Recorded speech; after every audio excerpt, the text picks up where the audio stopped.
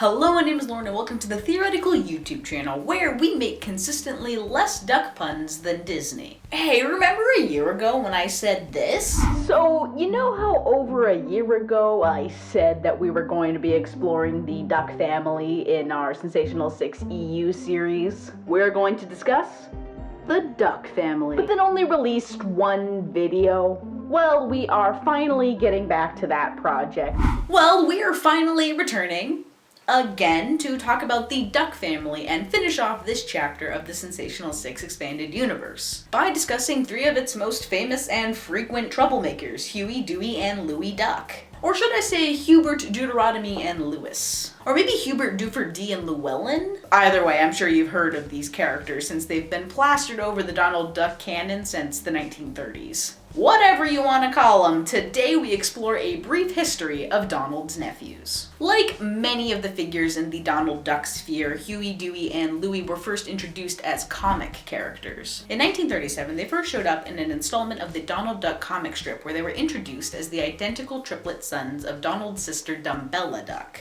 Dumbella was later retconned to be named Della Duck, which frankly is a much better name. Huey, Dewey, and Louie originally came to stay with their uncle on a temporary basis since their father was in the hospital. He was in the hospital because they put a firecracker under his chair and it exploded. Which, considering the fact that he never makes an actual appearance, is a pretty dark origin for these three. A year later, this comic appearance was adapted into a Donald Duck theatrical cartoon episode called Donald's Nephews, in which the brothers terrorize and increasingly stress Donald by wrecking his home.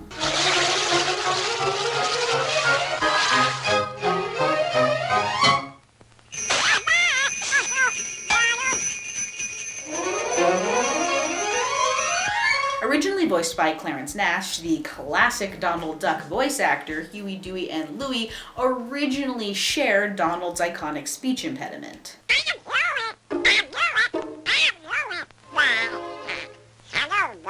But as time went on, more voice actors took up the mantle and they gained a bit more of a distinct identity. They began to shed some of the more Donald-esque voice qualities. One step to the right, 3 steps forward.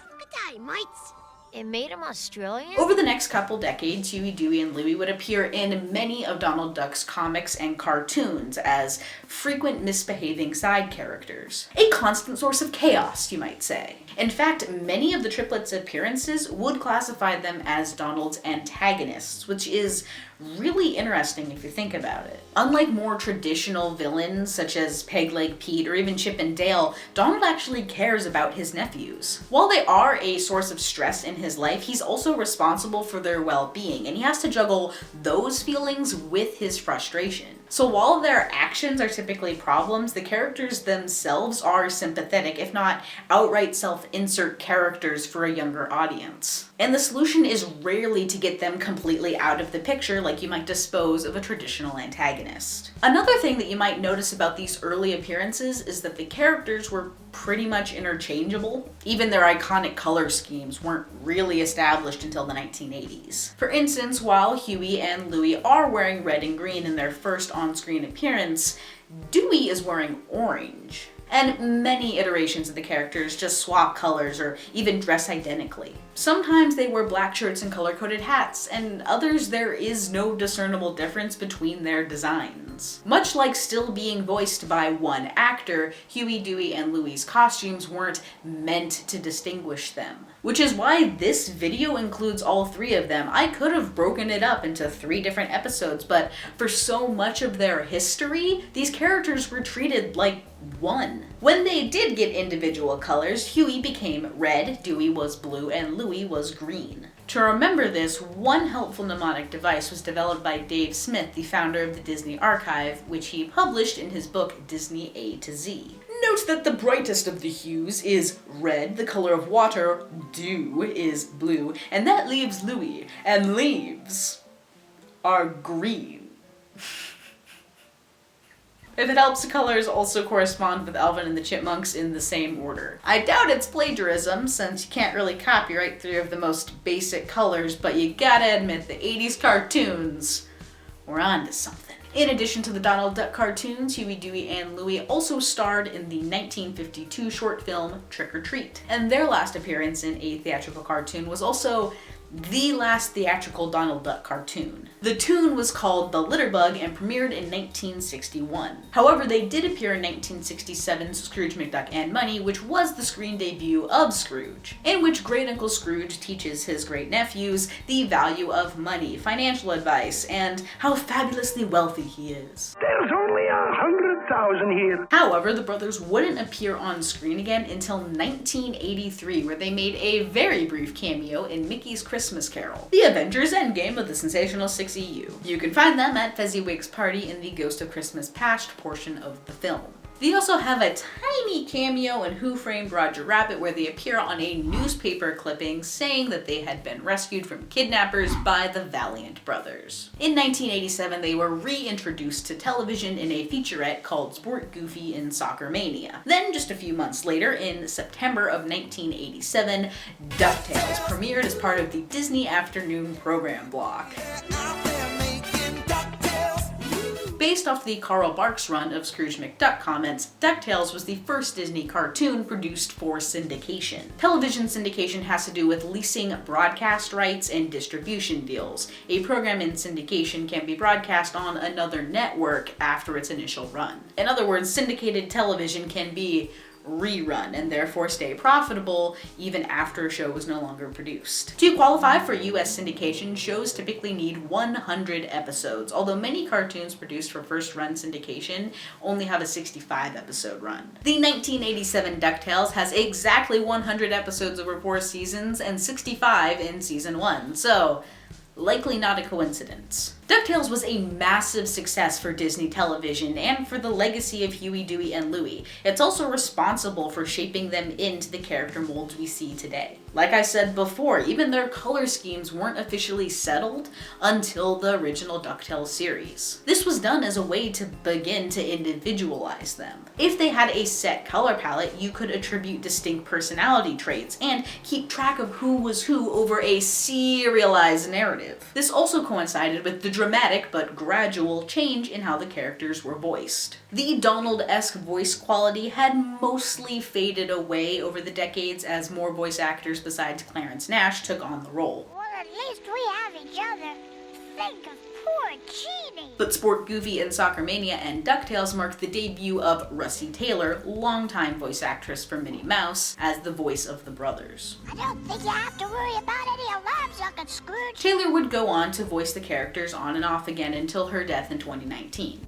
This turkey is so good! Your gravy never has lumps. They'll occasionally also be voiced by Tony Anselmo, the successor to Clarence Nash's Donald Duck since 1985. However, while huge developments in character design and voice began to separate Huey, Dewey, and Louie from each other in the 80s, it wasn't until the 90s that we got versions of these characters who didn't dress alike and were voiced by more than one person. In the much less successful successor to DuckTales, Quack Pack, Quack Pack introduced teenage versions of the triplets. But even older and back under full-time care of their Uncle Donald, they continued to live up to their moniker of mischief in the new adaptation. Quack Pack was canceled after only one season containing 39 episodes, despite being the first and only headlining series for Huey, Dewey, and Louie, since DuckTales had always put more emphasis on Scrooge and treated them more like side characters or maybe an ensemble. But now voiced by Jeannie Elias, Pamela Adlon, and E.G. Daily respectively, they were given the spotlight. Would we? We're there. Crank it up. And also, full names: Herbert Deuteronomy D. and Louis Duck. Having been born long after Quack Pack was no longer on the air, I've only experienced the series through word of mouth, and frankly, I think people were just bitter about it not feeling like DuckTales. All you ever hear about it is as like a 90s cringe fest, but I actually watched the pilot in preparation for this video, and honestly, it doesn't doesn't seem that bad. It's on Disney Plus, so go judge it for yourself, but I thought there were some solid jokes in there. The Duck of Doom, formerly my boyfriend. And the writing overall seemed pretty clever. I tremble in unutterable consternation. But after the mediocre reception to Quack Pack until their next major television series, Huey, Dewey, and Louie would return to their 1987 DuckTales era appearances. So colored shirt hat combos, same voice actor, and only a little variation when it comes to personality. They were in several episodes of Mickey Mouse Works and even had an entire storyline dedicated to them in 1999's Mickey's Once Upon a Christmas, where they wish for it to be Christmas every day and inadvertently get stuck in a repeating time loop where they learn that there is too much of a good thing. And if you're about my age, this is likely your introduction to these characters, so cheers to that. There's nothing in this cup. They also appeared in the significantly worse Mickey's Twice Upon a Christmas in 2004, in which they travel to the North Pole to get their names removed from the naughty list and end up wrecking Santa's workshop. Not off-brand. They were also supporting characters in Donald's segment. Him? I've never seen him before. This is my uncle. Huey, Dewey, and Louie also frequently appeared in Mickey's House of Mouse, where they performed as the club's live band, called either the Quack Street Boys or Splashing Pumpkins, depending on the episode. They've also been in episodes of the modern Mickey Mouse shorts, most notably in Duck the Halls, a Mickey Mouse Christmas special, where they joined Scrooge and Ludwig von Drake on a Duck family vacation / migration for the winter. Donald isn't here. What? Who slathered me back with lotion? And who are we gonna pull our pranks on? Huey, Dewey, and Louie have also been recurring characters in the Kingdom Hearts franchise across multiple games. And yeah, that's pretty much it. Yeah. Nah, they rebooted DuckTales in 2017. The DuckTales reboot by far does the most work to make Huey, Dewey, and Louie individual characters with distinct personalities, interests, and character flaws. Voiced once again by 3 different actors, this time Danny Pudi, Ben Schwartz, and Bobby Moynihan, the triplets are treated much more like brothers than clones. And if you're wondering, yes, their names were slightly retconned again as Hubert, Doofer, Dingus, and Llewellyn Duck. Although some interviews with the show creators have a bit of a dispute whether or not Dewey's middle name is Dingus or Deuteronomy. But since they're still up to mischief in Duckburg, Calisoda, and back under the care of their great uncle Scrooge, because it would kill Disney to give these guys a stable home life, DuckTales 2017 is a return to the adventure tone from the original Carl Barks era comics and the 1987 cartoon, just with more character narrative. Since DuckTales had its series finale in March of 2021, these are the most recent versions of the characters that we've seen. And after over 80 years of appearances, Huey, Dewey, and Louie have journeyed from identical antagonistic vehicles of destruction to well-developed, full-blown protagonists.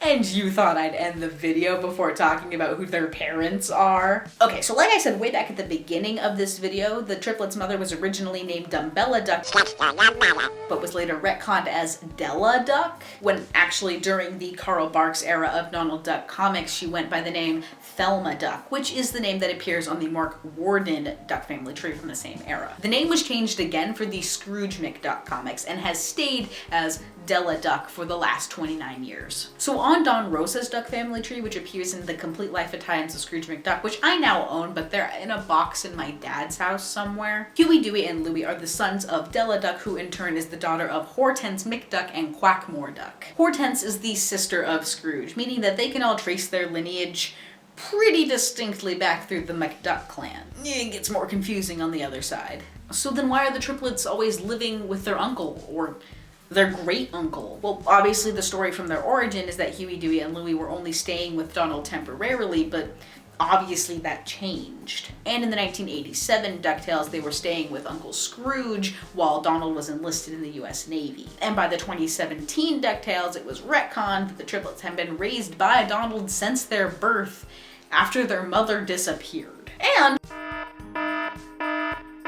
when Della Duck reappears in the narrative, it's revealed that she had been stuck on the moon all this time. You were on the moon? I searched the moon. Not hard enough. Which is a bizarre choice, but I guess it's canon, and is corroborated by a Dutch Donald Duck magazine in which she's an astronaut, and this has become a really weird rabbit hole. Anyway, Della Duck returns to Duckburg, reunites with her sons, and it's revealed that she originally planned to name them Jet, Turbo, and Rebel, and becomes a reoccurring character in the series. As for their father, except for being hospitalized in the 1937 comic strip, we don't know much else about him. He wasn't referenced in the 1938 adaptation of the same comic strip. We don't even know their father's name, which is shocking because we know the full name of their third cousin once removed. It's Gus Goose. But on both the Mark Warden and Don Rosa Duck family trees, their father's identity is a complete mystery. There's a portrait with no name on Warden's, but in the actually canon one, a perched bird totally obscures his face. So either this is a mystery that Disney is planning to propagate for the foreseeable future, or we're getting an answer when they reboot DuckTales in 2047. But until then, that's all I have for you today. If you like this video, please subscribe to the channel if you haven't already, and check out our playlist of other brief history videos. We have been slowly exploring the Sensational 6 EU for years now, so there is lots to pick apart. You can also follow us on Twitter at @theory_central and support us on Patreon, like Alex Toquinto and the incredible David W. These guys are better than you because I'm allowed to pick favorites. But regardless, thanks for watching. Pretty sure Della Duck's covering up that they killed their father. And we'll see you later. Well, since no one's watching, something I've always wanted to do on the air. Oh, finally! Something good on American TV. Sorry for that one.